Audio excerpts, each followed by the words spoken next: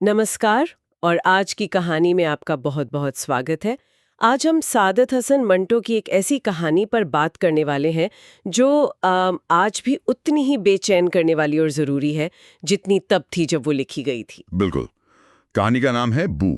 बू यानी गंध। हाँ, और ये कहानी सिर्फ एक रात के रिश्ते के बारे में नहीं है। ये समाज की जो बनावटी खुशबुएं हैं और इंसान की अपनी जो असली कुदरती गंध है उसके बीच की एक लड़ाई है। मंटो इस कहानी में परत दर परत उधेड़ते हैं कि जिसे हम सभ्यता कहते हैं, कहीं वो हमारी असलियत पर डाला गया एक महंगा इत्र तो नहीं। क्या बात है। तो आज हम सिर्फ कहानी सुनाएंगे नहीं, बल्कि इसके पीछे जो मंटो के इरादे छिपे हैं उनको समझने की कोशिश करेंगे। हाँ, कि ये कहानी क्यों इतनी बड़ी बहस का मुद्दा बनी, रणधीर का जो किरदार है वो इतना उलझा हुआ क्यों है, और सबसे बड़ा सवाल, आखिर ये बू है क्या। चलिए इस गहरी और पेचीदा दुनिया में उतरते हैं। तो कहानी की शुरुआत होती है मुंबई की बारिश से। दूसरा विश्व युद्ध का जमाना है। रणधीर नाम का एक नौजवान है। वो अपने फ्लैट में अकेला है और बुरी तरह से ऊब चुका है। और उसकी ये ऊब सिर्फ अकेलेपन की नहीं है, इसमें एक गहरी कुंठा भी शामिल है। अच्छा, यहाँ पे थोड़ा रुकते हैं। ये कुंठा, ये आई कहाँ से? देखिए, कहानी हमें बताती है कि शहर की ज्यादातर जो ईसाई लड़कियां थीं, जिनसे मिलना जुलना आसान था, हाँ, वो या तो फौज में भर्ती हो गई हैं या फिर ऐसे डांस क्लबों में काम कर रही हैं जहां सिर्फ गोरे फौजी जा सकते हैं। ओहो, तो यही कहानी की पहली परत खुलती है ना? बिल्कुल।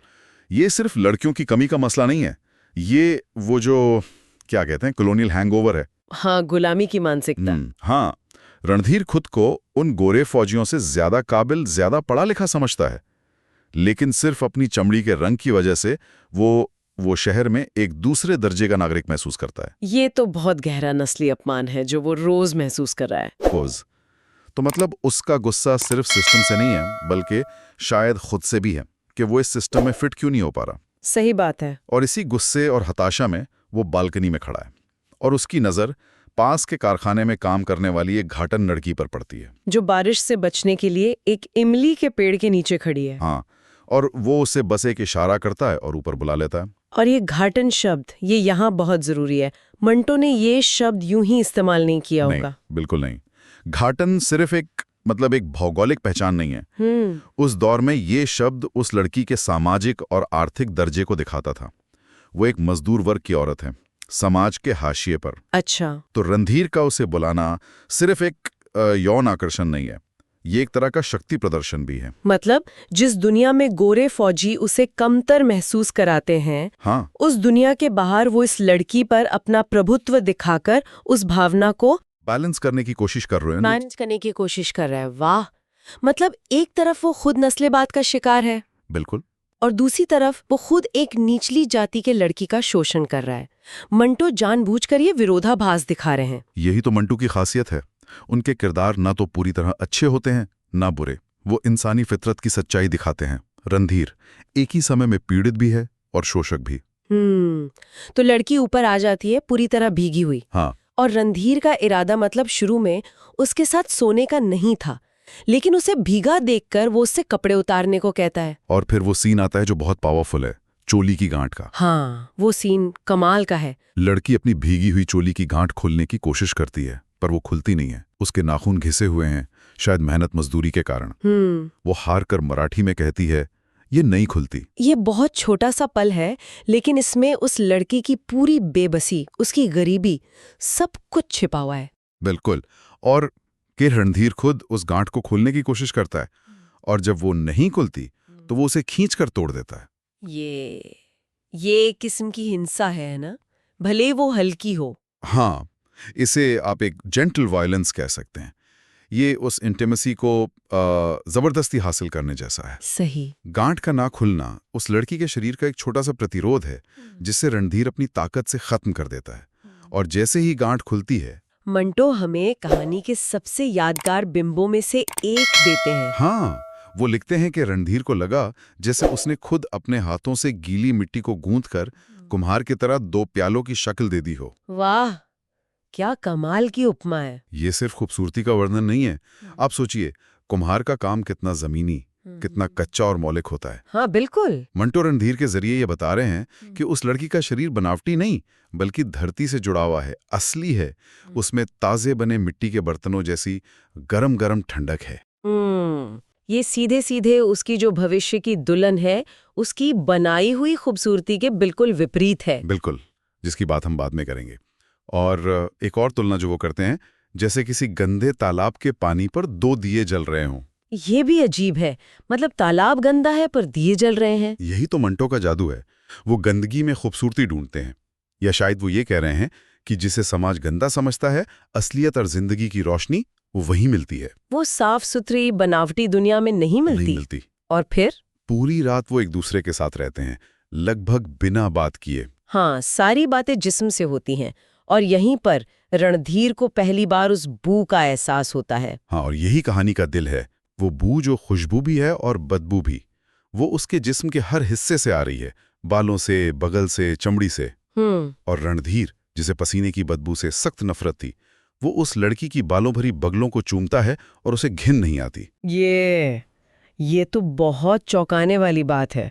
एक आदमी जो खुद इतना सफाई पसंद है, वो ऐसा कैसे कर सकता है? ये उसके किरदार के बारे में क्या बताता है? ये बताता है कि रणधीर की जो अंदरूनी लड़ाई है, वो अब खत्म हो रही है। वो साफ सुथरी, इत्र में डूबी, बनावटी दुनिया को खारिज कर रहा है, जिसने उसे खुद खारिज कर दिया था। अच्छा। वो असलियत को अपना रहा है, चाहे वो कितनी भी मैली क्यों ना हो। वो बू उस लड़की की पहचान है, उसकी मेहनत, उसकी गरीबी, उसकी असलियत की गंध है। और रणधीर के लिए वो पवित्र है। पवित्र है क्योंकि वो सच्ची है, उसमें कोई धोखा नहीं है। मतलब वो बू सिर्फ एक गंध नहीं है, बल्कि ऑथेंटिसिटी यानी असलियत का प्रतीक है। बिल्कुल, वो औरत और मर्द के रिश्ते की तरह असली और पवित्र है, जिसमें कोई मिलावट नहीं है। वो लेवेंडर या किसी और इत्र की तरह नहीं है, जिसे ऊपर से लगाया जाता है। ये अंदर से आती है। ये अंदर से आती है, और यही बू रणधीर के जहन में हमेशा के लिए बस जाती है। और फिर कहानी एक छलांग लेती है, वक्त बदल जाता है। हाँ, कुछ समय बाद का सीन है, बरसात के वही दिन है, माहौल वैसा ही है, लेकिन रणधीर के कमरे में अब एक की जगह 2 पलंग हैं। और एक नई ड्रेसिंग टेबल भी है। हाँ, और हवा में बारिश की महक के साथ हिना के इत्र की तेज बनावटी खुशबू घुली हुई है। और पलंग पर उसके साथ है उसकी नई नवेली दुल्हन, एक फर्स्ट क्लास मजिस्ट्रेट की बेटी, कॉलेज में मशहूर गोरी चिट्टी, जिसे समाज एक आदर्श दुल्हन मानेगा। हाँ बिल्कुल। लेकिन रणधीर के लिए वो एक आदर्श शरीर नहीं है। मंटो का वर्णन देखिए, वो कमाल का है। वो अपनी दुल्हन के जिस्म को देखता है तो उसे क्या नजर आता है? चेहरे पर पाउडर और सुर्खी, गोरे सीने पर तंग अंगिया के कच्चे रंग के सुर्ख धब्बे, और मुड़ी हुई बगलों में एक अजीब सुरमई सा धुआं। हाँ, और जिस्म पर कपड़ों और गहनों के निशान। मंटो लिखते हैं कि रणधीर को लगा जैसे उसने अभी अभी कीलें उखाड़ कर उसे किसी लकड़ी के बक्से से बाहर निकाला हो। क्या जबरदस्त कटाक्ष है ये। है ना? ये शरीर प्राकृतिक नहीं है, इसे बनाया गया है, पैक किया गया है। उस अभिजात्य वर्ग पर मंटो का सबसे बड़ा हमला है। जिसे वो समाज खूबसूरती और सफाई कहता है, वो असल में प्रकृति के साथ की गई हिंसा है। उस शरीर पर हर निशान एक जुल्म की कहानी कहता है, तंग कपड़ों का, सामाजिक उम्मीदों का।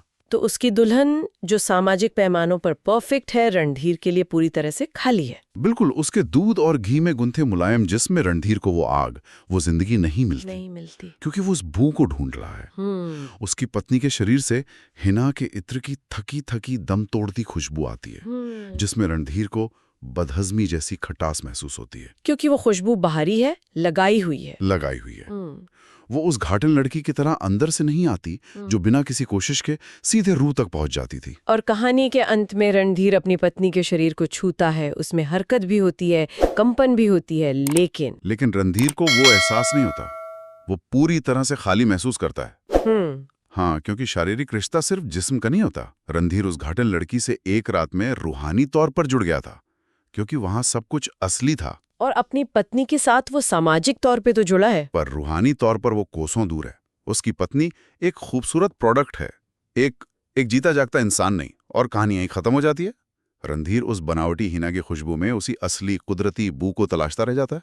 तो आखिर में ये कहानी सिर्फ जिस्म या सेक्स के बारे में है ही नहीं। नहीं, बिल्कुल नहीं। ये पहचान के बारे में है, वर्ग भेद के बारे में है, और असलियत और दिखावे की लड़ाई के बारे में है। बिल्कुल।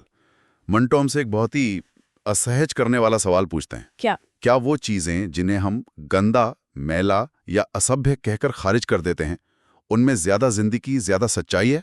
और क्या हमारी ये साफ सुथरी, इत्र में डूबी दुनिया असल में मुर्दा और बेजान है? हाँ, ये एक ऐसा सवाल है जिसका जवाब आज भी ढूंढना उतना ही मुश्किल है। मंटो हमेशा अपने किरदारों या समाज को लेकर कोई फैसला नहीं सुनाते, है ना? वो बस एक आईना आपके सामने रख देते हैं और फैसला आप पर छोड़ देते हैं। और शायद यही वजह है कि उनकी कहानियां आज भी जिंदा हैं। वो हमें आराम से बैठने नहीं देती, वो हमें सोचने पर मजबूर करती हैं। ये कहानी हमें ये सोचने पर मजबूर करती है कि अपनी जिंदगी में हम कितनी बार समाज के बनाए हुए आरामदायक इत्र को चुनते हैं और कितनी बार उस मुश्किल लेकिन सच्ची भू को अपनाने की हिम्मत कर पाते हैं। सही बात है।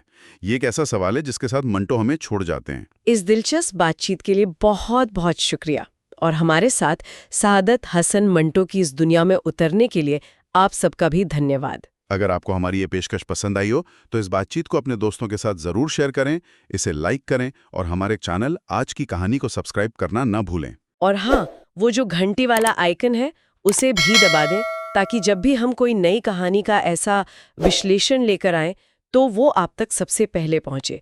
अगली बार तक अपना ख्याल रखें।